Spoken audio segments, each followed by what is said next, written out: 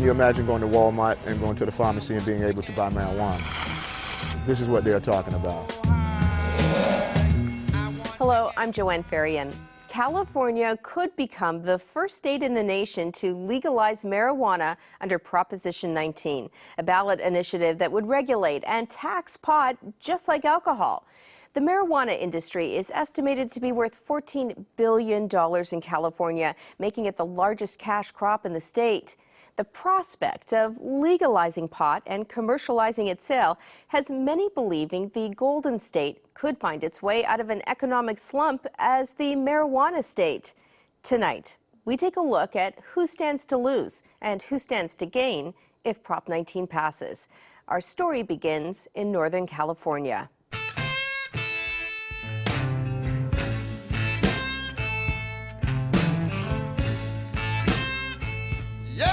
Champagne when I'm thirsty. Bring me a reefer when I want to get high. Halfway between Los Angeles and the California-Oregon border, across the San Francisco Bay, is a city that knows where it stands on marijuana. This is our menu. Welcome. On the back page are our high grades. We keep 3 at a time. And then every day they change multiple times a day. You're free to open them up, give them a sniff. So your total would be 200 each. Right? Oakland, California, where people take their pot seriously. Now comes the tedious job of manicuring, getting everything ready for it'll dry nice. Where there are plans to build the country's first commercial indoor marijuana factory. Did you ever think when you bought it you'd be growing marijuana in it? Not in my wildest dreams. Where the city council has unanimously endorsed Proposition 19. This is not about wanting there to be more cannabis. There's plenty already. This is about wanting to regulate it, control it, provide revenue to fund basic public services, and to make sure we're taking it off the streets and out of the hands of criminal enterprises.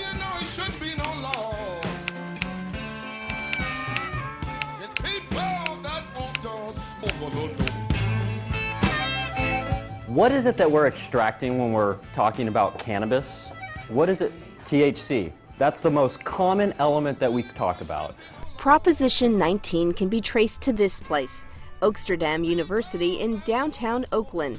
The name combines Oakland with Amsterdam, the Dutch capital which allows the sale and use of marijuana in coffee shops.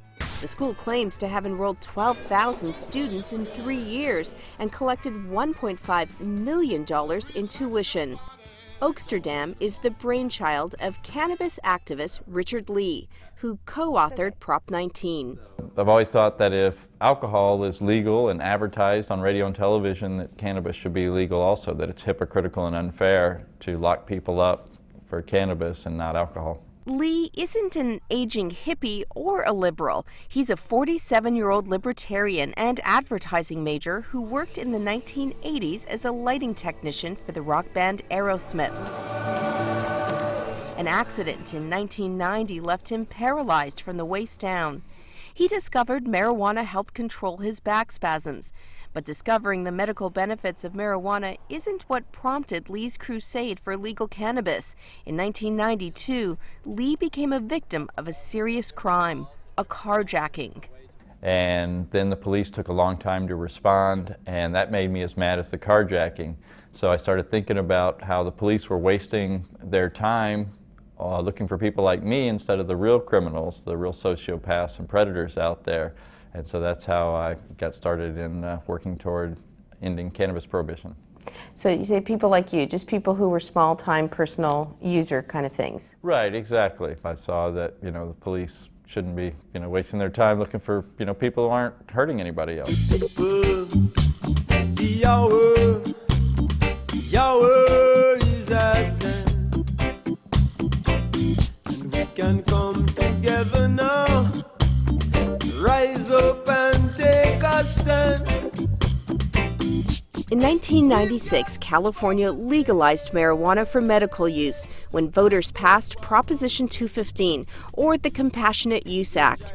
At the time, pot was being used by AIDS patients to relieve symptoms and by cancer patients to help with nausea associated with chemotherapy.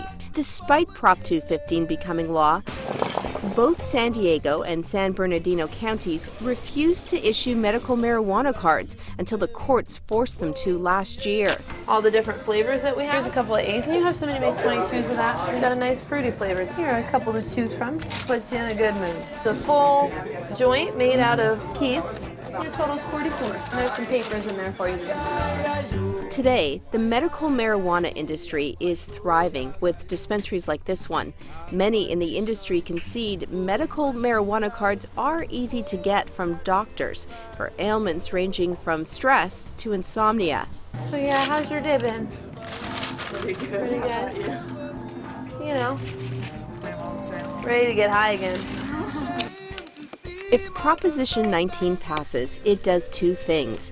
It makes it legal for people 21 and over to possess less than an ounce of pot and grow their own small plot of marijuana if they choose to. The second part gives cities and counties the ability to tax and regulate sales and commercial cultivation, how they want to and if they want to.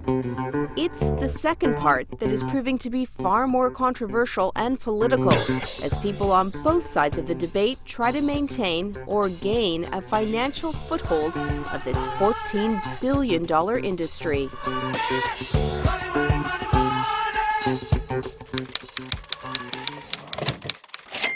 My name's Jeff Wilcox. I'm president and founder of AgriMed, and you are sitting in the first commercial cannabis cultivation facility in the state of California and the United States. Imagine this empty factory full of marijuana plants, hundreds of union employees earning more than $50,000 a year, growing and harvesting thousands of plants. Jeff Wilcox is willing to invest $20 million, most of it his own money, in that vision. He's one of several hundred business people applying to the City of Oakland for one of 4 licenses to operate a large-scale marijuana factory. Well, I approached the City of Oakland with a question. If cannabis was in our community, could we legally grow it on a large scale? Tax it, regulate it, and bring in union jobs. And so the City of Oakland in July passed a new legislation, a new law that says yes, we could do that on a large scale basis. So what this is a tax and regulate basis for Oakland to provide jobs and tax revenues. Wilcox says his factory could produce 58 pounds of marijuana in a single day. That's 33,000 joints. At today's street value, that's more than $300,000 in marijuana. For now, the factories can only produce marijuana for medical uses, but if Prop 19 passes, all that changes. City of Oakland asked me about that because this was started before Prop 19's passage, and to be honest, there is a recreational use for cannabis. We have to be honest with that in our society. There's also a true medical use. So the City of Oakland has passed a tax. They're going to tax recreational usage at 10% and medical usage at 5%. So Oakland's going to take a first starter position, again, almost the Silicon Valley of cannabis, and capitalize on this. Marijuana equals money. Pete Dunbar is chief of the Pleasant Hill Police Force, about 20 miles from Oakland. He also represents the California Police Chiefs Association as their spokesperson against Prop 19. I think the term morally bankrupt is probably an apropos term to think about, wow, we're just thinking about marijuana and money, and we're not thinking about the short-term and long-term consequences of this. So I think it's really short-sighted. But everything's about money. Alcohol's about money. Cigarettes are about money. I mean, how is that different? I mean, it's a commodity. Marijuana is a commodity, but it's a commodity that alters one's mind when it's used. And certainly alcohol and pharmaceutical drugs can offer the same experience. If they're used properly, it's not a problem with alcohol and pharmaceutical drugs. But we see abuse of both, and there's no doubt going to be abuse of marijuana.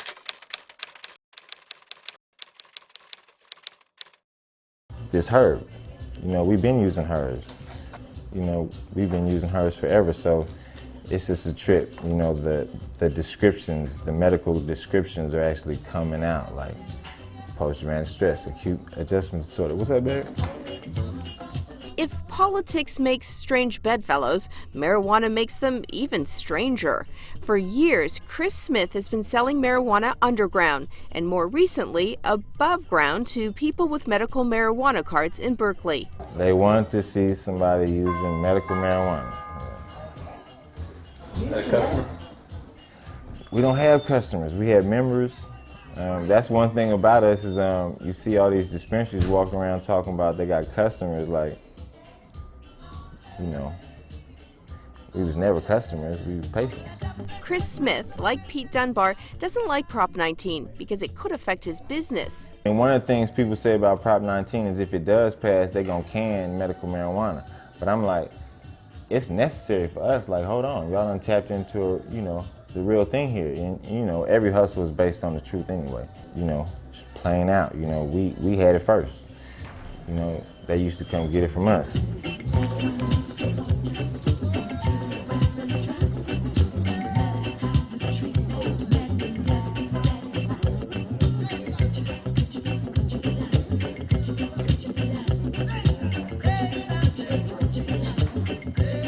Maybe that'd be cool about Prop 19, everybody have enough herb. But we are worried about Prop 19, you know. My name is Dwayne Waters. I am a consultant. I'm a vendor in what we call the cannabis industry. Dwayne Waters works with Chris Smith. So I honestly can say this much about this industry. There's a lot of old money that doesn't want the new money to come in. It's very political, but at this point in time, I hope the initiative doesn't pass because I need a little more room. And we are definitely will be affected by the industrialization and corporatization of this industry. Can you imagine going to Walmart and going to the pharmacy and being able to buy marijuana? This is what they're talking about. The marijuana trade is estimated to be worth $14 billion in California, twice as much as the state's leading agricultural commodity, which is dairy. People in the business say a pot grower can harvest an ounce of marijuana at a cost of $20, but sell it for $400. So why are a lot of people pissed off at me? It's because they're making a comfortable living in this gray market. It's all cash. All cash. The RAND Corporation, a national think tank, the California Legislative Analyst, and the California Board of Equalization have all done some type of cost-benefit analysis of Prop 19. The RAND report says the cost of marijuana would likely drop dramatically if legalized.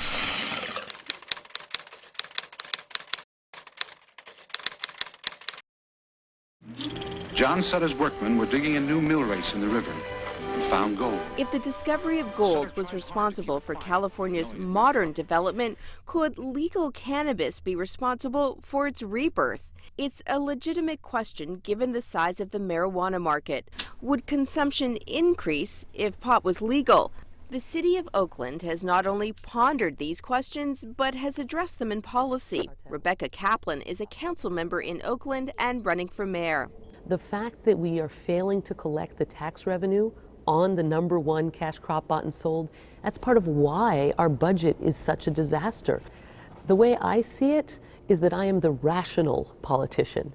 I think it is irrational to pretend that the cannabis isn't happening and therefore to fail to regulate it and tax it and simply let violent criminal cartels retain control because we would feel more comfortable remaining in denial. The city of Oakland taxes medical marijuana sales at 5%, and it's expected if Prop 19 passes, it will tax recreational marijuana sales at 10%. It also expects hundreds of new unionized jobs to be created in the marijuana industry. Yes, thank you, Madam Chair.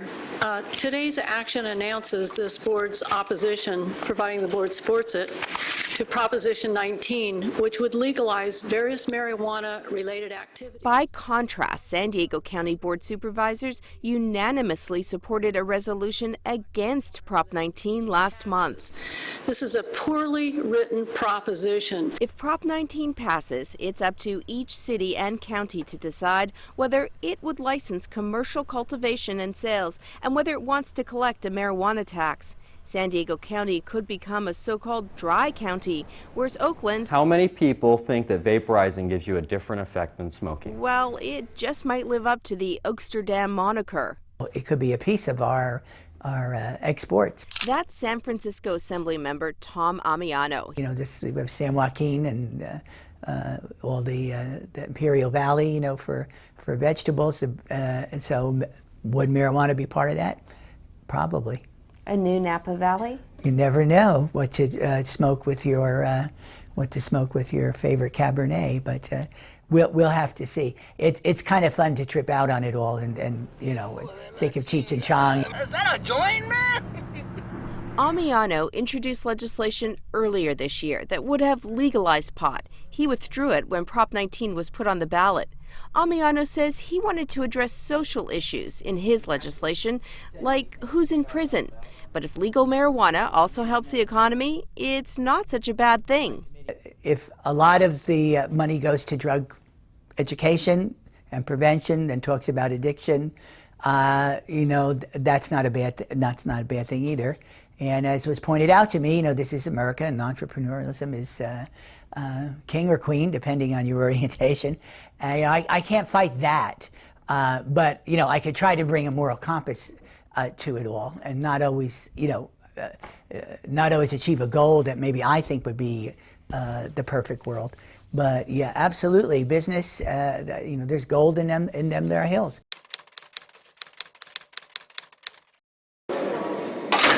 If there's money to be made legalizing marijuana, is there also money to be saved? Advocates of Prop 19 say the state could save millions in prison and court costs. We have a governor of the state of California who is on videotape consuming cannabis.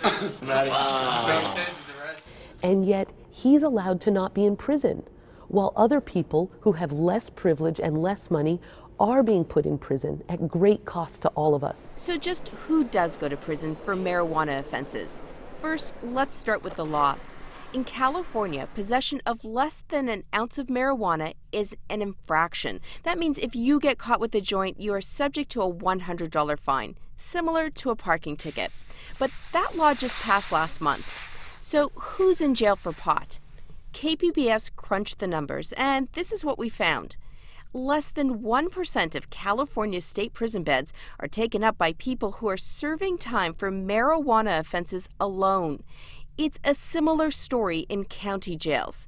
Counts for the state's 3 largest counties show prisoners serving time for just marijuana charges make up a similarly small portion of those county jail populations. However, the law is much harsher for dealers, and under federal law, possession of any amount of marijuana is still a criminal offense that could send you to jail for up to 1 year and net you a $1,000 fine. And more vicious, more deadly, even than these soul-destroying drugs, is the menace of marijuana. California was the first state in the nation to prohibit marijuana in 1913, followed by decades of anti-marijuana movies like this one, and a war on drugs that spanned 2 generations. Voters have demonstrated they're willing to consume cannabis. Government analysts estimate people in California consume 1 million pounds of the stuff every year. But are they willing to vote to make it legal? So far, the polls say yes by a small majority.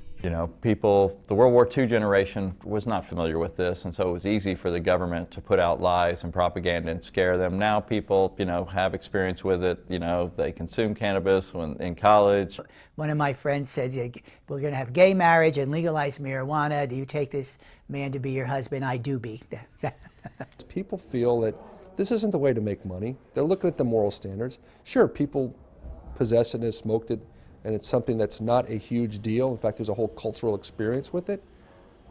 But I don't think this state and the people in the state are ready for that yet. So do you smoke marijuana? Always have, yeah. Yeah. One thing we find odd is that, we don't want Prop 19 to be so busy trying to be a business plan. Look at what happened in Prohibition in Chicago with people being machine gunned down over alcohol. No one does that anymore. That's our goal. There is a huge profit margin in this, and it's attracting the wrong type of people and has been for a long time. So if we legalize and bring it out in the open, you get people like me involved. Richard Lee got involved in the campaign to legalize marijuana because he thought police spent too much time looking for small-time pot smokers. Now, he says, the most compelling reason to legalize marijuana is to stop the drug violence in Mexico. Just how could the outcome of Prop 19 affect Mexican drug organizations? Reporter Amy Isaacson put the question to officials on both sides of the border. Here's what she found. The SUVs rolled quietly down this Chula Vista street late one afternoon. It was June 3 years ago. I remember that I was just simply sitting on my couch. My father walked up to me and told me, "Look outside, look outside." Looked outside and there was SWAT. Brandon Pierce was 9 years old. He peeked out the living room window. His dad went outside. And they pointed a gun at him and told him to get back inside. The SWAT team had the house across the street surrounded. Eventually, 6 men came out. The FBI freed a 32-year-old Mexican businessman. He'd been held for ransom for 8 days. The group, Los Palillos, is one example of drug violence related to Mexican cartels that occasionally flares up in San Diego. Los Palillos killed 9 people. They dissolved 2 bodies in acid and dumped others in the streets. They also smuggled marijuana and methamphetamine from Mexico.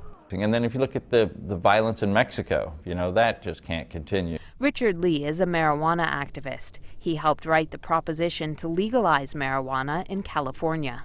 The strongest argument is I think personally, is to make a first step toward ending the violence in Mexico. I mean, it's worse than Iraq and Afghanistan as far as, they're beheading people. More than 2,800 people have been killed in Mexico since President Felipe Calderón launched an historic battle against cartels 3 years ago. His crackdown is unprecedented. Even so, drugs continue to stream across the border to feed U.S. demand.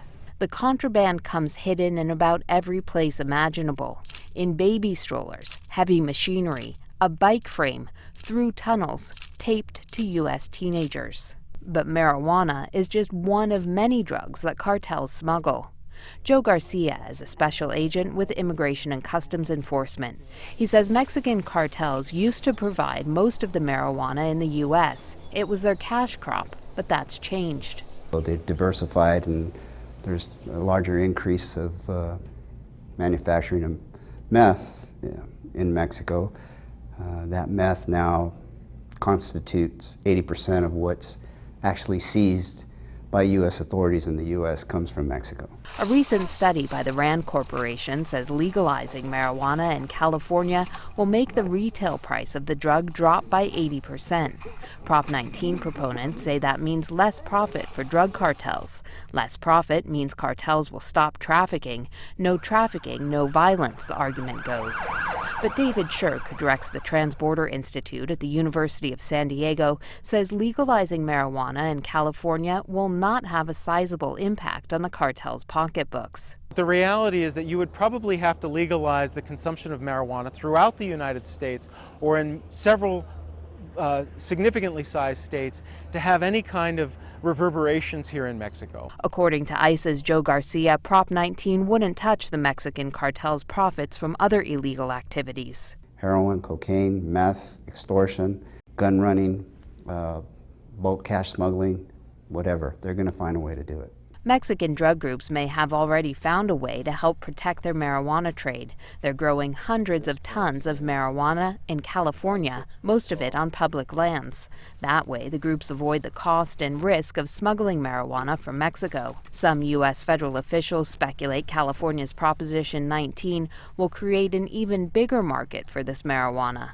South of the border, however, the mayor of Tijuana, Jorge Ramos, worries Proposition 19 could increase pressure on the border. They're going to intensify to trying to put the marijuana at the other side of the border, and that's cost us a lot of lives and peace here in Tijuana. Tijuana has made progress fighting organized crime, but the battle to control the city's local drug market continues. The fight has claimed about 320 lives so far this year. That's 60% of murders in Tijuana. Baja California officials also worry that because an open market for marijuana in California would depress marijuana prices to the point that Mexican cartels won't risk smuggling marijuana into California, they'll try to sell more in Tijuana.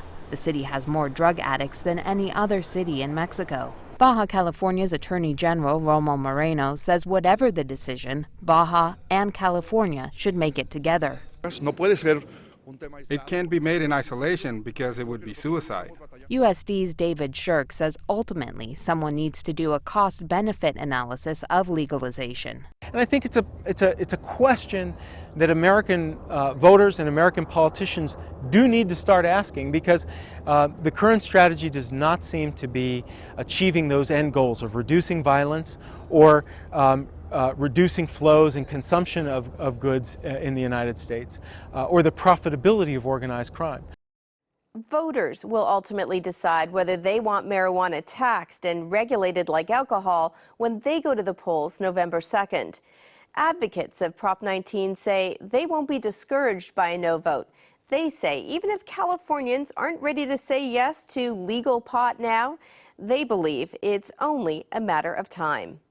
To see more stories on Prop 19, go to kpbs.org/marijuana. I'm Joanne Farian. Thanks for watching. Let's go to the crime scene.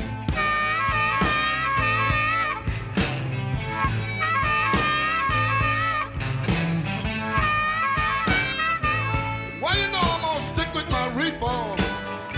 Mostly Maui Wowie, man. Yeah? But it's got some Labrador in it.